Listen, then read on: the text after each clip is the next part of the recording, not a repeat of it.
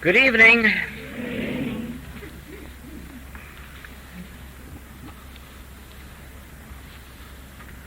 You will remember that one of these evenings I said that you cannot heal through the human mind. I mean, of course, that you cannot heal spiritually through the human mind, no matter how much knowledge of truth you have. The human mind just is not a healer and never can be.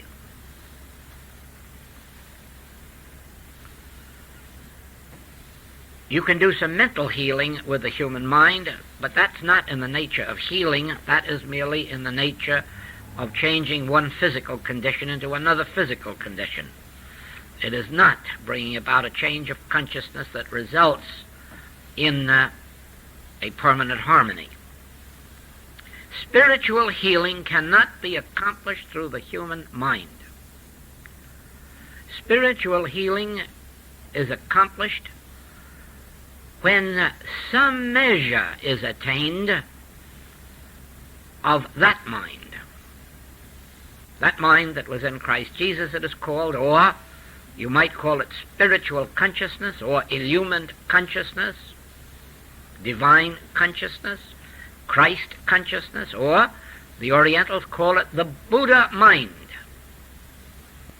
When you attain the Buddha mind, you are in the fourth dimension of life. When you attain the Christ or spiritual consciousness, you are in the fourth dimension of life, and you can heal. Now, the reason you can heal, and I go back to this question, what did Jesus mean when he said, "None of these things move me, and the prince of this world cometh and hath nothing in me"?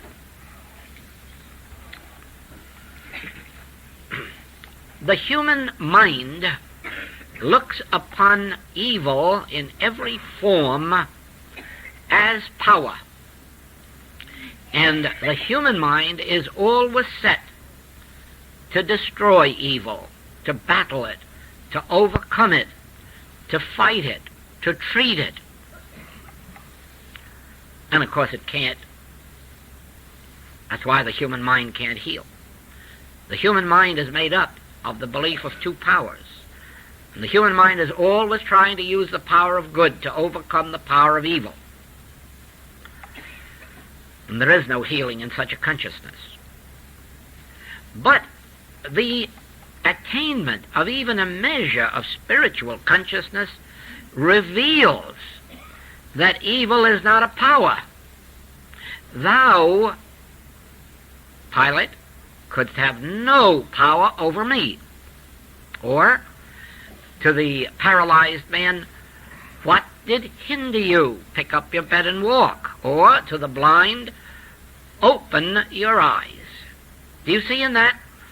No battle against evil, no battle against disease. The woman taken in adultery, neither do I condemn thee. No battle, no argument, no trying to reform her, no crusade against immorality. Just thy sins be forgiven thee. Now, the Master, as proven by his ministry, attained the very highest degree of spiritual realization, so that he did not at any time battle error. Put up thy sword. Those who live by the sword will die by the sword. He did not battle error in any form. He recognized its nothingness. And that is what those two passages mean. Jesus did not respond to error by saying, "I have a power to heal it," or "I will call on God to heal it."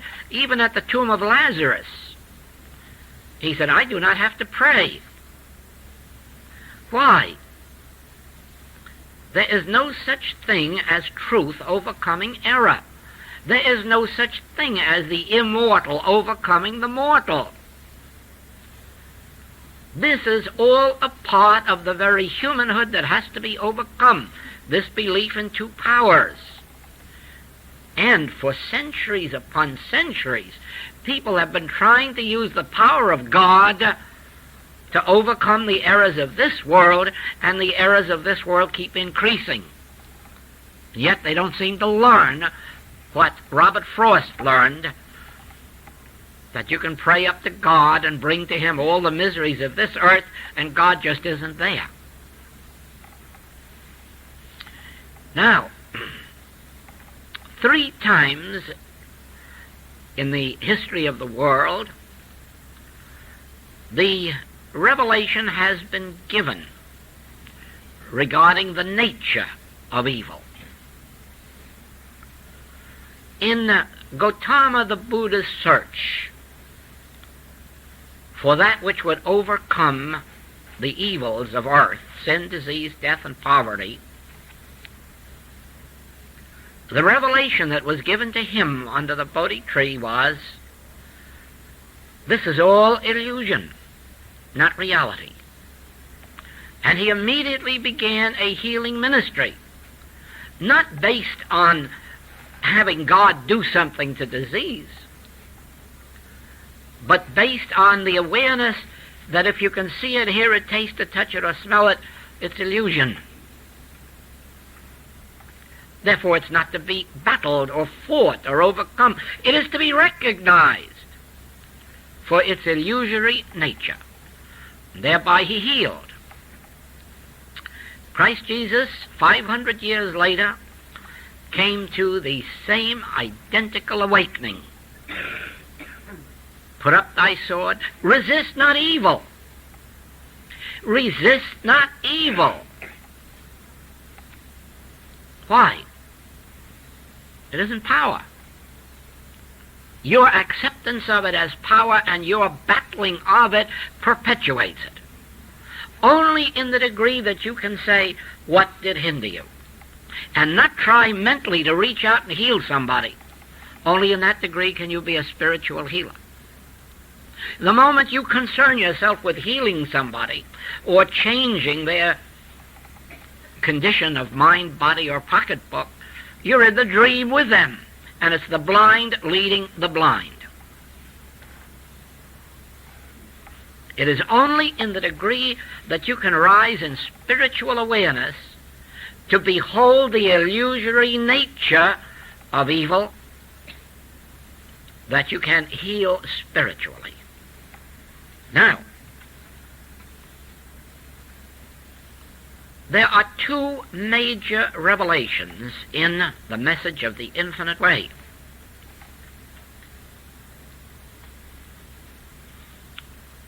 That absolutely agree with this revelation of the Buddha and Christ Jesus.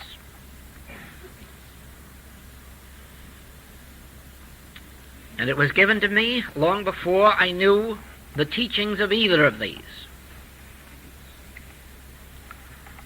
And that is this: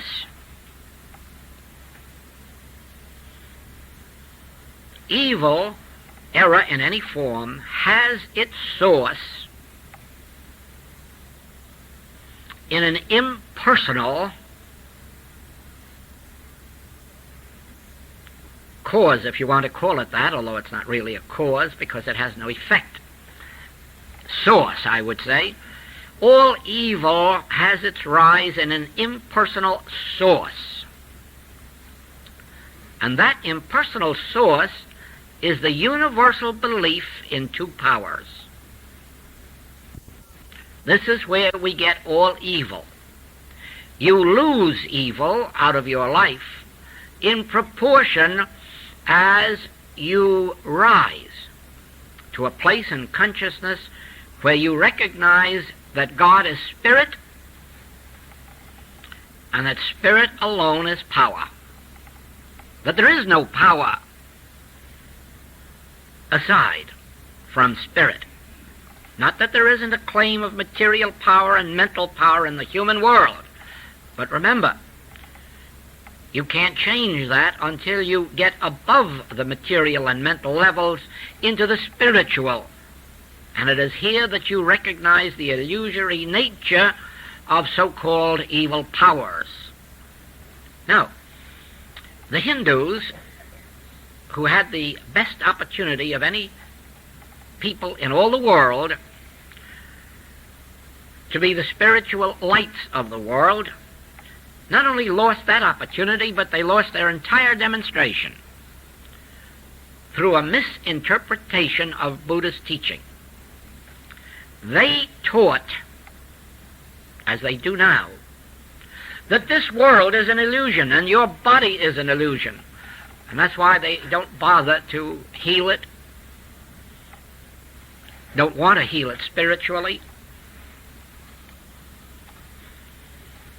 That's why they make no effort to build a successful industry. They're doing more now since they've been brought into the Western world, but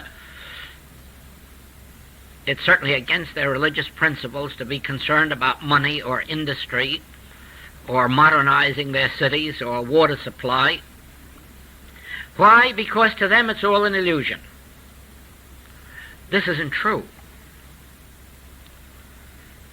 This world is the temple of God.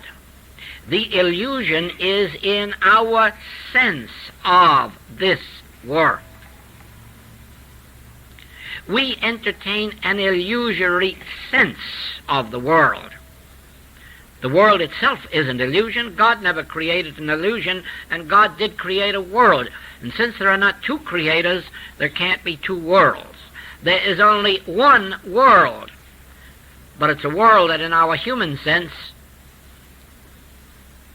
that we see through a glass darkly. If only we could see it face to face, this very universe would be the temple of God, as your individual body would be. Your individual body is the temple of God, and you are seeing it through a glass darkly. You are seeing it through the universal belief in two powers. Now, as you learn this principle of the infinite way, you will find that you will disregard appearances. You won't disregard the people you meet, and you won't disregard their bodies. You won't disregard their businesses. You will disregard the appearances, knowing that you are witnessing these appearances through the illusory sense, the belief in two powers. And ignoring the appearance, not letting the devil get a rise out of me, ignoring the appearance and realizing, oh no, Spirit is the only creator, and Spirit's universe is spiritual, and Spirit is the only power. So you close your eyes to the appearance, know this truth, and then watch harmony appear. Now, you can't enter this fourth dimensional or Christ consciousness while you are trying to change appearances. You are still in the human mind taking up the sword, only it's a mental sword. Therefore, you never can have a really successful spiritual treatment. Not until you understand that you are not trying to change a condition of matter, nor are you trying to change a condition of mind or of pulse, that you are ignoring all appearances and abiding in the truth of the one life, the one soul, the one spirit, the one spiritual law. Now, that brings us to this question. Would you please clarify these statements from recent monthly letters? March letter. Not a single thing in you is responsible for any of your ills. By seeking within yourself or within your patient for the cause of the trouble, you are helping to perpetuate it. Now that is in answer to all of the metaphysical teachings based on uncovering the error in your patient. We work from the opposite standpoint. As a matter of fact, all of our infinite way work is the very opposite of that which is taught in all of the metaphysical movements. We do not agree with any one of the metaphysical movements in our major premises. We do not agree that mind is God. We do not agree that there is any error in the thought of your patient that has to be uncovered. We work entirely from the standpoint that all evil, regardless of its name or nature, is impersonal, has its source in what we might term the carnal mind or mortal mind, which is not mind, but a belief, a universal belief in two powers. It isn't even your belief or mine. It is a universal belief in two powers. In this way, we remove the malpractice from you. The moment anyone starts to look for error in you, they are malpracticing you, because you are the temple of God. Your body is the temple of God, and there is nothing in you that defileth or maketh a lie. And whatever appears to be erroneous is merely your acceptance of the universal belief in two powers. Now, the May letter says, "It must be plain, therefore, that if you are not free, it is because of your lack of knowing the truth. Ignorance is responsible for your ills." And there you have the confirmation. It's not a contradiction. The error isn't in you, the error that produced your ill. Ignorance of truth is responsible. In other words, no one told us from the time we were born that evil doesn't belong to us. We have been blamed for everything from the time we were 6 months old and bunked our knees in a chair. It was our fault. Everything's been our fault almost from the time we were born, until we actually believe that we're a lot of sinners by now. We haven't ever committed a sin that was our fault, that wasn't the result of the ignorance of its source. Watch what happens to you. Watch what happens to your members of your family and patients and students the moment you stop malpracticing them and accusing them, openly or silently, of sin, disease, death, lack, or limitation, and begin to realize, "Father, forgive me for entertaining such thoughts about thy children. All that I've been beholding is really a universal belief in two powers.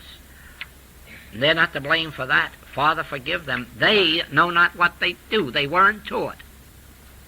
And we weren't." So it is that this is not a contradiction. This is a confirmation. There is no responsibility on your part for your particular ills. And those references were aimed especially at the belief that resentment causes rheumatism, or jealousy causes cancer, or fear causes something else. There never was any truth in that, except as a medical belief. And watch how healings take place the moment you deny that disease has any mental cause, and place it where it belongs, in the realm of illusion, based on this universal belief in two powers. So that to be able to heal through the message of the infinite way, you must first of all understand God, and that God appears as men and women. God is individually expressed as you and me. And therefore, we are the image and likeness. We are the very manifestation of all that God is. We are God in expression. This is the truth of our being. And any appearance to the contrary is based on the universal belief in two powers. It is entirely impersonal, and because it was not created by God, It is not power, has no law to sustain it. You are now impersonalizing and nothingizing. And all of you who have access to tapes, if you will study any of the 1959 classes, you will find that I spent the entire year of 1959 teaching these 2 points so that we would develop more healers and have more healings.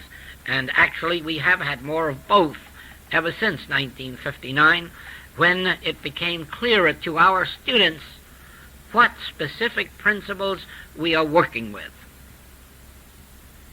Always remember, it is not you or this world that is an illusion. It is the concept that we entertain of you and of this world that is the illusion. If I could illustrate it, I would do it this way.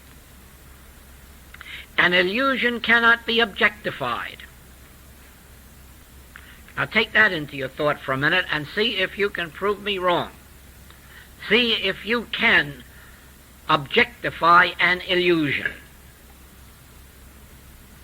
And you will find that all you can do is have a mental image in thought, but you cannot objectify it. Take the belief that 2 times 2 is 5 and try to objectify that for me.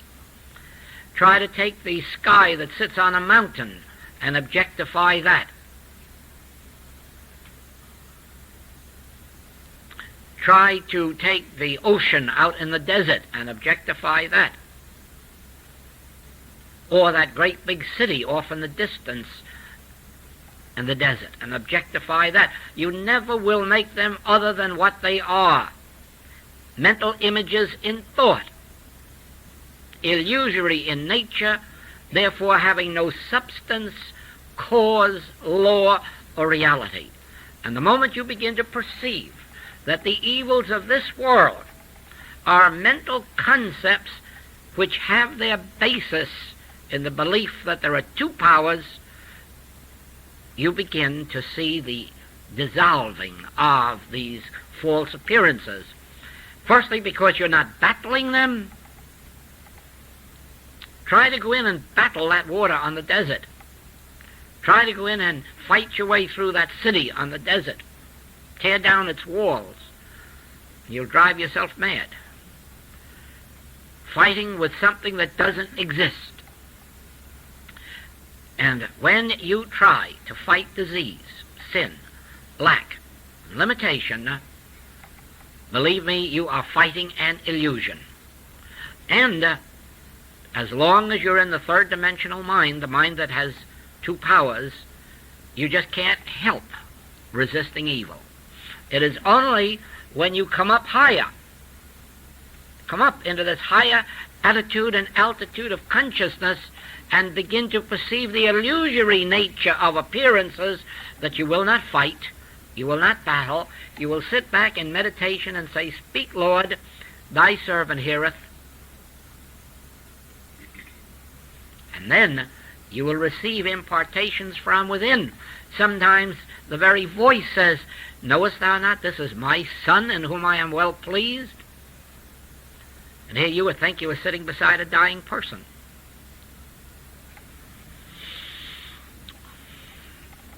The Master revealed that my kingdom is not of this world. My peace I give unto you, not as the world giveth. In other words, you must come up higher in consciousness. You must attain some measure of spiritual light. And you can only do this if you can recognize that the only evil there is anywhere on earth is a universal belief in 2 powers. This is the only evil there is. And this is the only reason we fight error, because we believe it to be a power. But there is only one power. You cannot have omnipotence and another power. I don't know how theology takes the word omnipotence and then makes it a power to fight evil. I don't know how it does that. Certainly not through logic or semantics. because omnipotence must mean what it says, all power, and omnipotence refers to spirit. And once you have spirit as your only power and your only law, you begin to lose your fear of material and mental powers.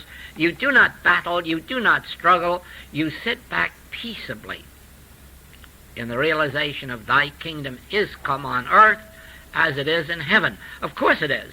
The moment you stop battling evil, heaven has come on earth. Because there are not two places, heaven and earth.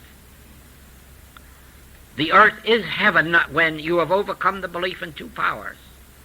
You'll find this is the grandest world to live in. You'll never want to die out of it once you've overcome the belief in two powers. This is really, really a magnificent place. The only thing that spoils it is when that belief in two powers comes in. That's what spoiled it for Adam and Eve in the Garden of Eden. Good and evil came along, and that wrecked it. But you restore yourself in Eden in proportion as you grasp the omnipotence of God, the omniscience of God, the omnipresence of God, and then realize there can be nothing but God's presence, God's being, God's life, God's law. And then you'll find that wherever there is a receptive thought, they respond to it, and healing takes place. Now, it doesn't mean that if we don't respond the first day or the first month that we are not receptive. It doesn't mean that at all. It means that we need a transformation of consciousness, and it is strange that we may yield on many different points and still find one or more points remaining obstinate or obdurate within us. I have witnessed, in my experience, that there are times when a particular error remains until I have come to see some specific truth. In other words, just generalizing doesn't move everything. In other words, let me go back a bit.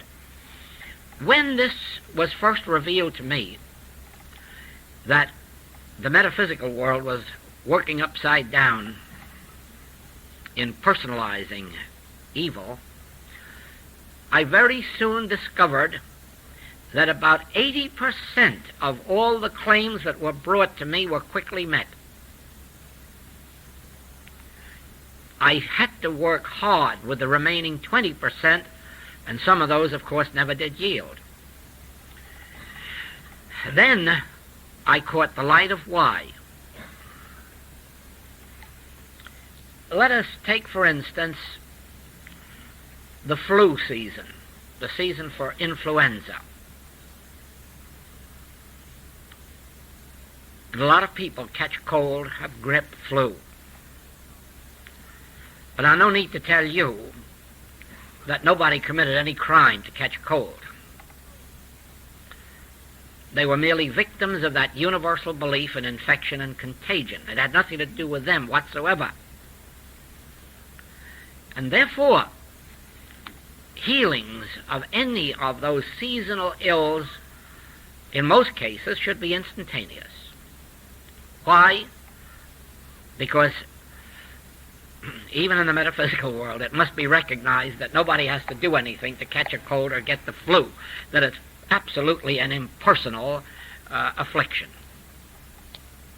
Now, in my work, I carried this further and discovered that about 80% of all of the ills that afflict us are equally impersonal in their nature. They're due either to some universal belief of food, or universal belief of climate, or universal belief of weather.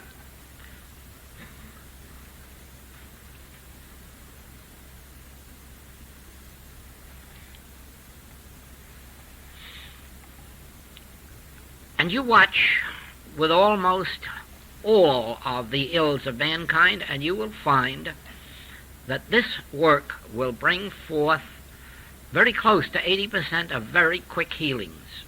For this reason, it recognizes the impersonal source, the impersonal nature, and then quickly dispels it. But these other claims that last longer, they have been absorbed into our consciousness personally. For instance, cancer and consumption. There has risen such a world fear of these, and now heart disease. There has risen such a world fear that long before we get them, we're fearing them. Long before we get them, we're being horrified because we might get them. And so what we're really doing is preparing soil for them to take root in. And then after they do take root, it's a little more difficult to get them out, because our own fears and disbelief, really, we don't really believe we're going to get rid of them because they have been considered so incurable. We just hang on to them, and they're a little more difficult to move. Now, there are other things that, because of our human experience, we have hugged to ourselves and made them more personal. They never can be personal, but we have made them more personal, and by clinging to them, we make it a little more difficult to heal. Except for those that we do hug to ourselves in some way, or those we fear so tremendously, healing should be a very simple thing in the infinite way. It involves entirely the ability not to react to appearances. The ability to realize I'm not dealing with a condition that has to be fought. I'm dealing with that illusory sense of two powers. And since it isn't of God, it isn't. All that God made is good. That doesn't mean there is any evil, because it also says that what God didn't make wasn't made. So evil was never made. Therefore, evil does not exist. And only being fooled by the illusory appearance continues us in the evils of this world.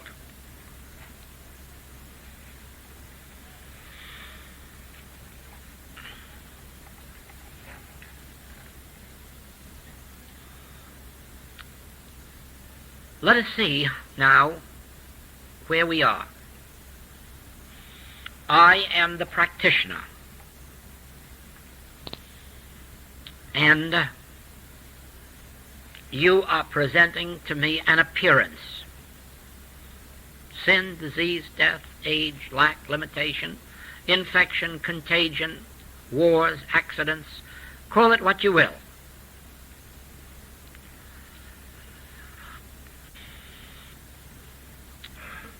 Now, what happens in my consciousness determines what happens in your experience. If I am alert and refuse to accept the appearance and refuse to fight it, and recognize that any appearance has its source in the universal belief of two powers, but because this belief is not of God, it has no substance, no cause, no law of reality, you can be made quickly free, unless you yourself are hugging your fears to yourself and battling the practitioner, consciously or unconsciously.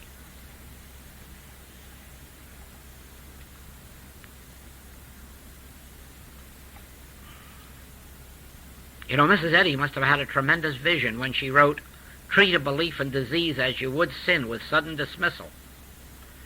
She must have had a tremendous vision at that moment.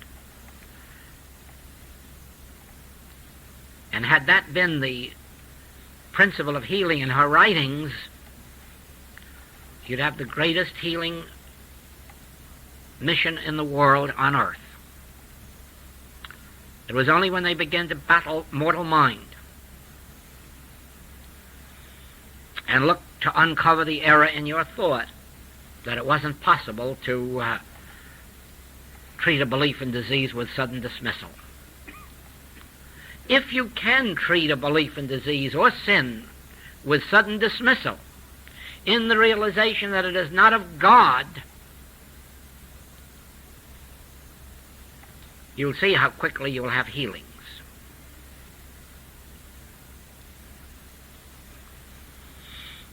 Now, here comes not a question but a statement. It could be well to re-stress that it is not I that is mighty, but that it is the I am in the midst of me that is mighty. So often I note this misunderstanding of that truth in my daily contact with students. Now, this is a point that is repeated over and over again in the Infinite Way writings, that man cannot be God, and that a human being under no circumstance will ever be God. As a matter of fact, no human being will ever be spiritual. You are not lifting up a human being into Christhood in the infinite way. You are not making a mortal into an immortal in the infinite way. Nor are you calling a mortal immortal, nor are you calling a human being spiritual, not in the infinite way.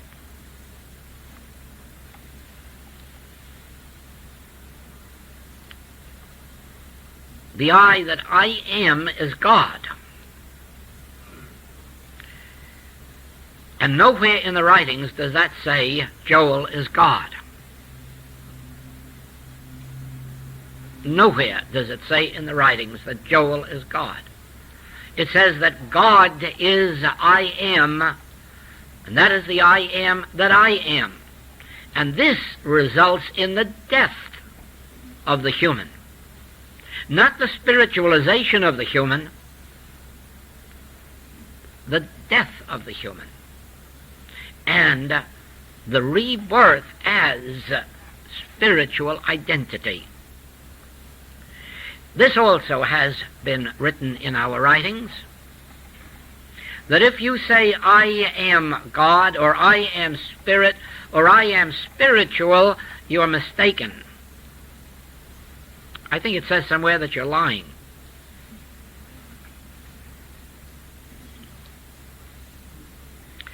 It couldn't ever be true that anyone will ever be able to say, I am God, except as a lie. When you attain Christhood, or your God consciousness, a voice will say inside of you, knowest thou not I am God? Then you will have attained. You will have heard it, not spoken it. When you hear within yourself, be still and know that I am God, you are hearing truth. Anytime you hear a human being say it, you are hearing a lie.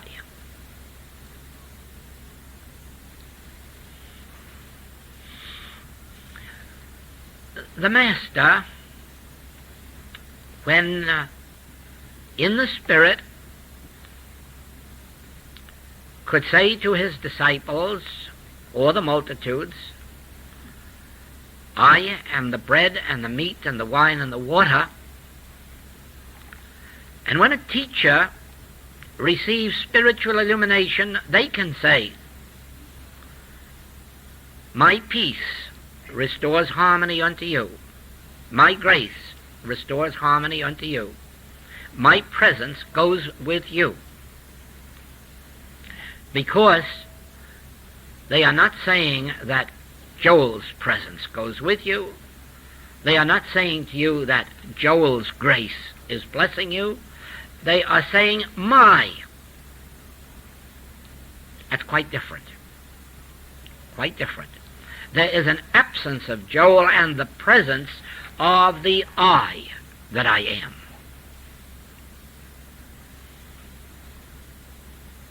You have heard me over and over say that I dislike to receive letters from our students saying they are getting more spiritual or they are feeling more spiritual. I don't believe it for a moment. It isn't possible to feel spiritual. Nobody can feel spiritual. Nobody ever has and nobody ever will. There is no such thing. That would be as ridiculous as feeling honest. Try to think how you'd feel if you were feeling honest.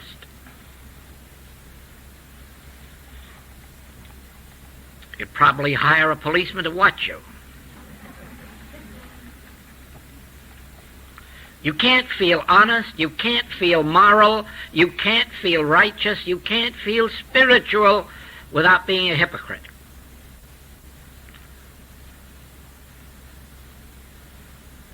What I am, and that's my state of being. It isn't something external to me that I can feel. If you realize it, you can't even feel healthy. You can be healthy, but you can't feel healthy. The only way you would know that you are being healthy is if you were partly sick and had something to compare it with. But when you're wholly healthy, you don't feel it. You are being it. When you're spiritual, you don't know it. Why do you think the Master said, "Why callest thou me good?" He didn't feel good. He just felt normal about his Father's business. He was doing that which was natural to him to do. There wasn't anything good about it. There wasn't anything bad about it. It was just being. And so it is.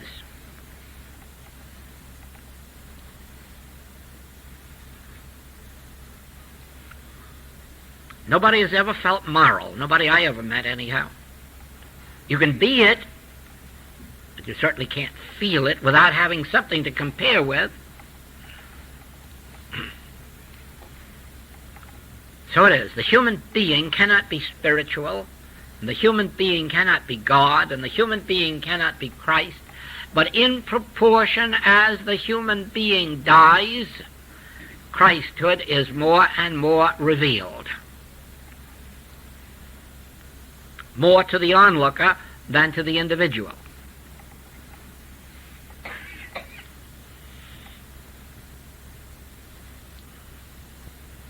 If you hear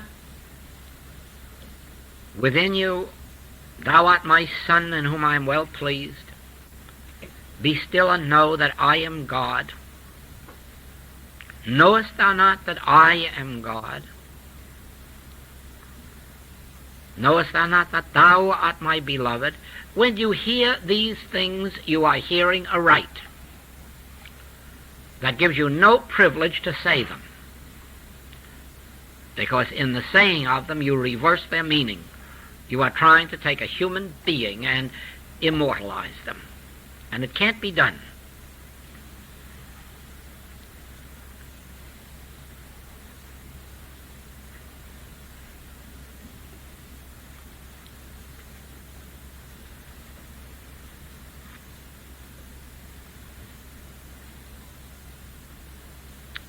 Now let us watch this. I and my Father are one. Son, thou art ever with me. All that I have is thine.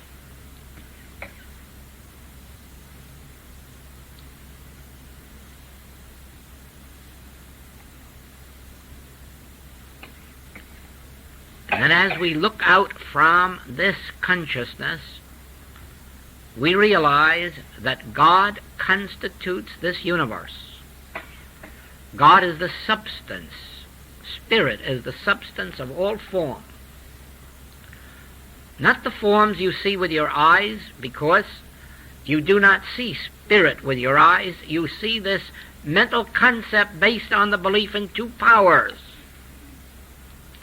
It is for this reason that you close your eyes in treatment or prayer, only to shut out the appearances, so that you may see through the appearance to the reality.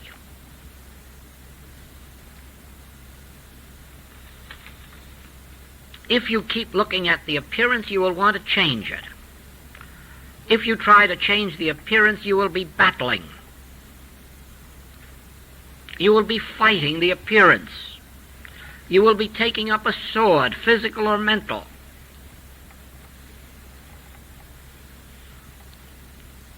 Whereas, once you perceive the illusory nature of the appearances, you can be still within, and then let the impartation of truth come to you. Now, when this happens, something very wonderful takes place. Sometimes it is just a deep breath or an awareness of the presence. Sometimes it goes much deeper, and you actually behold a light or become enveloped in light. Sometimes the whole universe becomes illumined. When those things happen, you can be assured that many serious diseases or conditions are dispelled. It is for this reason that meditation plays such a big part in our work. This truth that we have been voicing tonight is not the healing agency. This truth realized within us, or remembered, consciously remembered within us, merely makes it possible to sit back and ignore the appearance while the spiritual impartation takes place within us.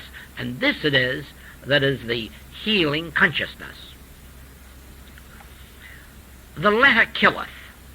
You might repeat this letter over and over and over again, and then wonder that no healing takes place because you used all the right words and had all the right treatment. But you did not complete your work.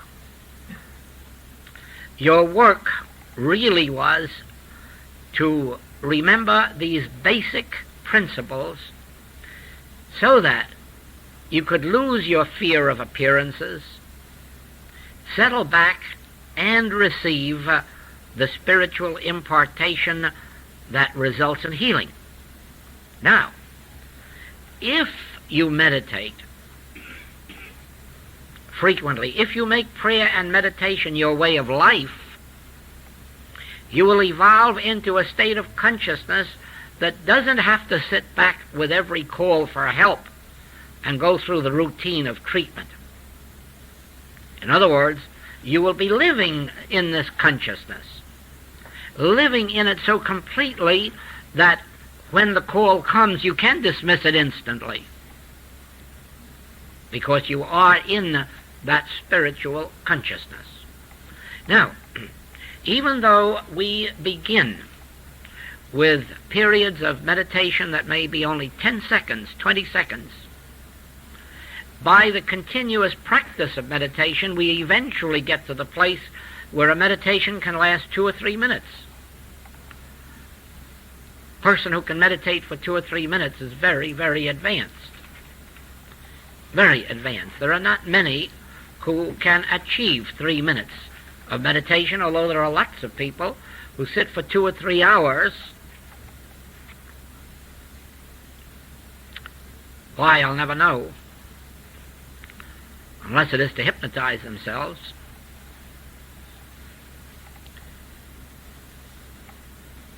You can sit for 5 or 10 or 12 or 15 minutes in a contemplative meditation in which you are pondering some truth.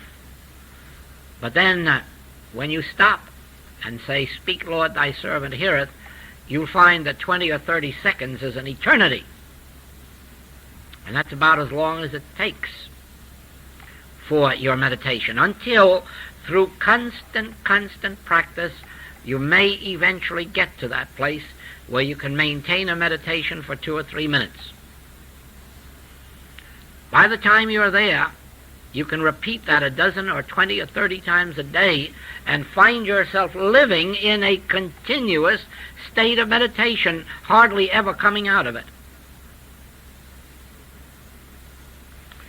That, of course, is the ideal way of living, where you can be in this world but not of it, where you can perform all of the functions of your business, your art, your profession, and still not be in it. I have had quite a bit of experience with actors and actresses who, as they come to the spiritual life, are greatly upset by the kind of parts they have to play. This should not be. A person should be able to be at the height of their spiritual capacities, and if they're in the theater, portray any part that's given them to do, and to do it better than anyone else could do it. Because they're not taking the part as if it were a reality or as if it were their nature. They are merely showing forth some characteristic of human experience. That's all the theater is. Showing forth the different facets of human existence. And so, what difference whether you're playing the part of a good man or a bad man, a good woman or a bad woman, when all you're doing is using your artistic ability to portray some facet of human experience? Well, the same thing is in business. A person should be able to engage in any business activity except a destructive one. I don't believe you could be part of the spiritual world and be engaged in the whiskey business or any of its allied lines for very long, because you would be conscious of the fact all of the time that you were not loving your neighbor, you were virtually killing him. Some in a short time and some in a longer time, but in the end you'd get them all. But any ordinary, any normal business activity, regardless of how spiritual an individual might be. Also, I'll exempt gambling from that too, even Wall Street gambling. But it would seem to me that the higher you rise in spiritual consciousness, the more wisely you'd be led even in your Wall Street investments. As long as they were investments, not gambles. Now, I bring this to your attention because no one should believe that the spiritual life is intended to set them apart in a monastery or a nunnery, convent, because that's not the function of the spiritual life. The function of the spiritual life is to bring your spiritual influence into this world. Let your light shine. Ultimately, if you attain the highest, you will be able to say, I am the light of the world. My spiritual identity, my spiritual consciousness is the light of the world, and therefore all those who touch my consciousness should be benefited. But that makes no difference whether I am selling securities or insurance or merchandise, acting, writing.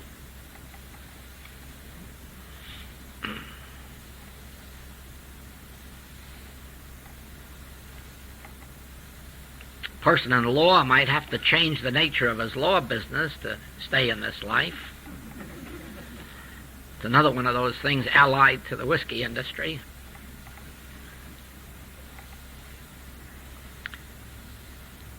But just think what happens if you can be an average man or woman and lose your fear of appearances